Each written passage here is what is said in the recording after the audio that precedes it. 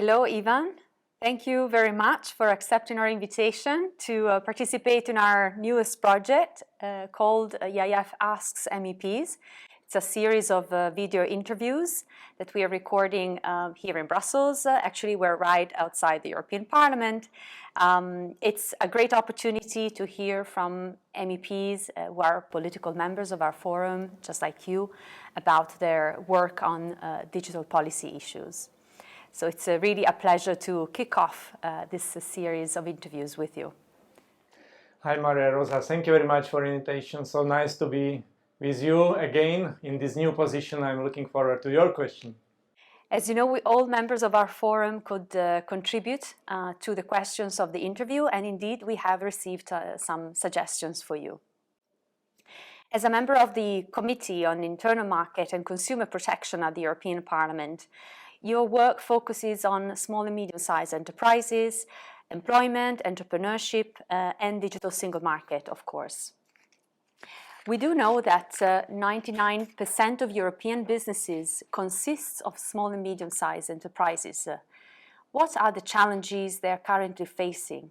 First of all, I'm absolutely sure that digital transformation of Europe can be successful only if digital transformation of SMEs is successful. So SMEs, they create most jobs. They create more than half of jobs in the European Union. They've created basically 80% of new jobs in the last 5 years.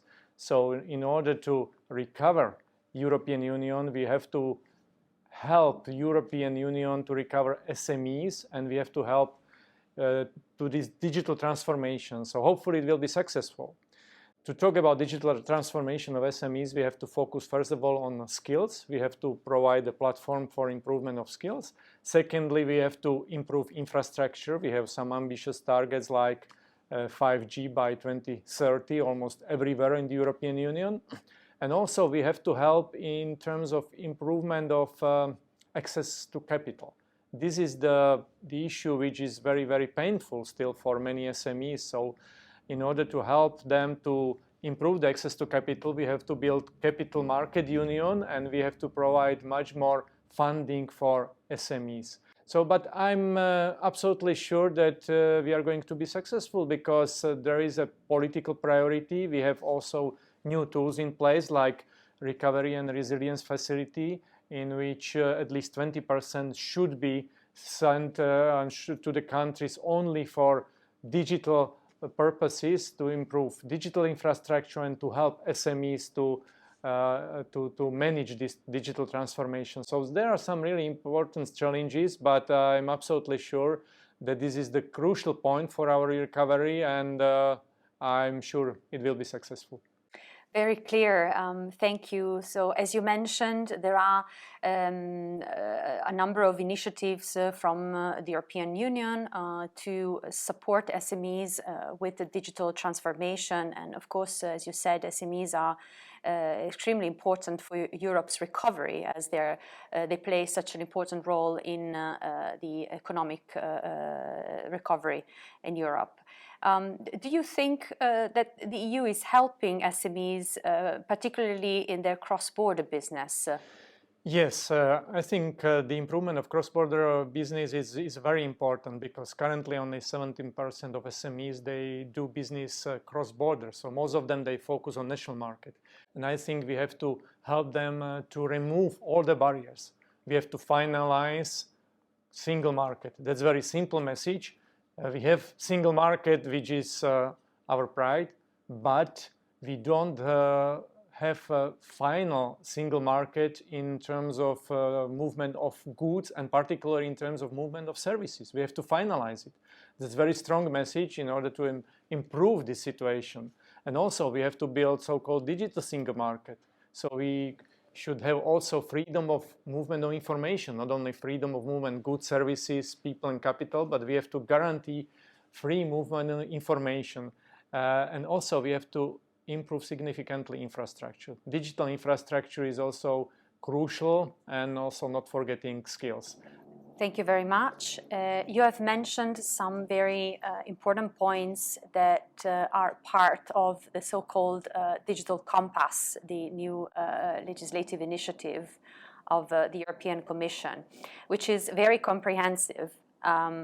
Do you think the European Commission's goals for digital transformation, for SMEs in particular, but for Europe in general, are ambitious enough?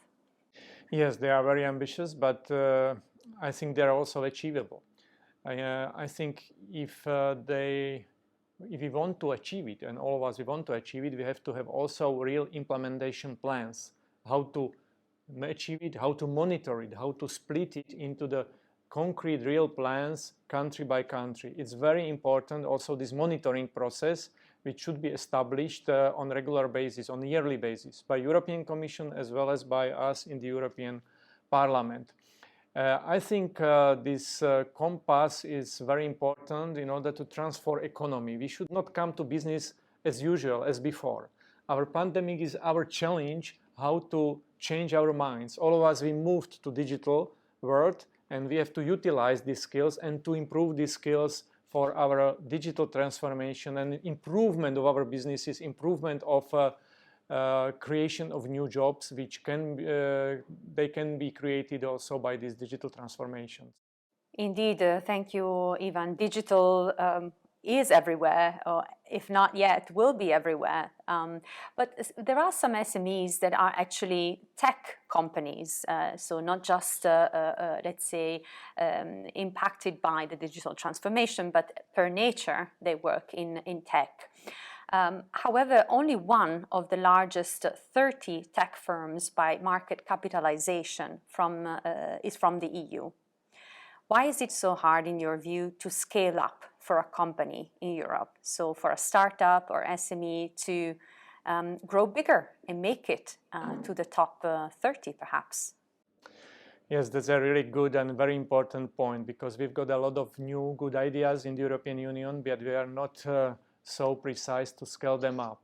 We have a lot of startups, but to scale up this company, it is always a challenge. I think it is connected with the access to capital, once again, with access to skills, and we have to support it by programs which are very successful. For example, Erasmus for young entrepreneurs, how to share skills in the European Union. We have to enhance this program, particularly for digital skills. And also, it is once again connected with completion of single market.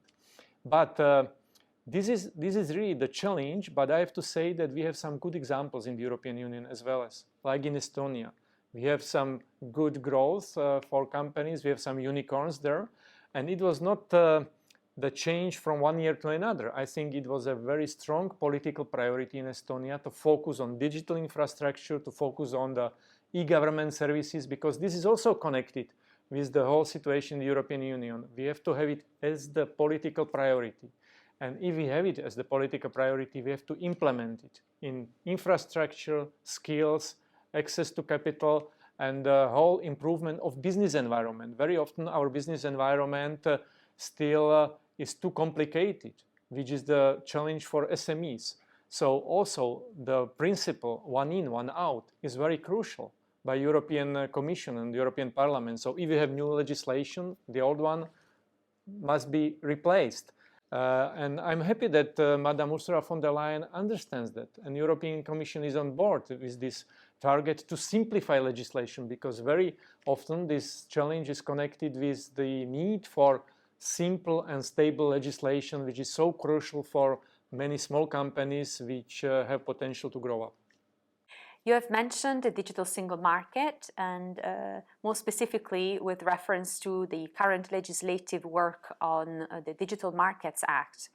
In your view, could requiring uncontrolled access and interoperability in the DMA risk undermining the value of platforms for small app developers and trust in the app ecosystem? I hope not. Definitely, there must be more interoperability between big platforms and small players, particularly small app players. But there will be still some control. There will be more interoperability, but it must be under control. First of all, honestly, we have to define the basic. What is the platform? We have to define also by DMA. And then the connection and need for cooperation between big ones and small ones.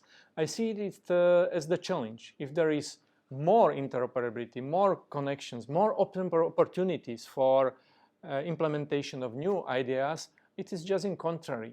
We have more chances for new ideas to be implemented. So I think this is also the question of trust, but now it is the question of the implementation of the right legislation, which is now in progress in the European Parliament. So to prepare DSN and particularly DMA, it is a challenge, but we have to set up the right tools, the right standards, which hopefully will be then copied by the rest of the world. So you have mentioned the implementation of new ideas, and speaking about innovation, there are various issues that may arise for SMEs, but one of them, and very specific, is the so-called patent trolls. We have received a question specifically on this.